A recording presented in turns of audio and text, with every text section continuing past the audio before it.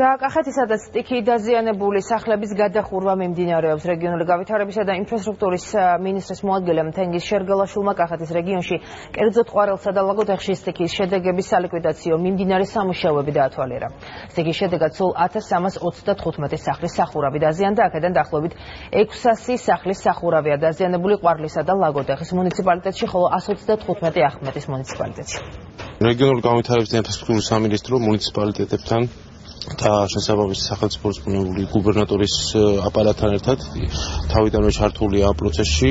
ამჯერად ყვარლის რამდენიმე სოფელი და ლაგოდეხი მოვინახულეთ. ვფიქრობ, რომ მიმდინარეობს საკმაოდ მაღალი ტემპის სამუშაოები, მასალით უზრუნველყოფილია მთელი ეს სამუშაოები და ვფიქრობ, რომ ძალიან მცირე დროში ფაქტობრივად დასრულდება სამუშაოები. ზეთყვის დროს დაზიანდა ძალიან კომისია იყო შემოწმდა ყველაფერი შეამოღწევს ყველაფერი იყო 60% დაზიანება მოგვიტანს თუნუქის და ახორეენ ხალხი მუშაობს.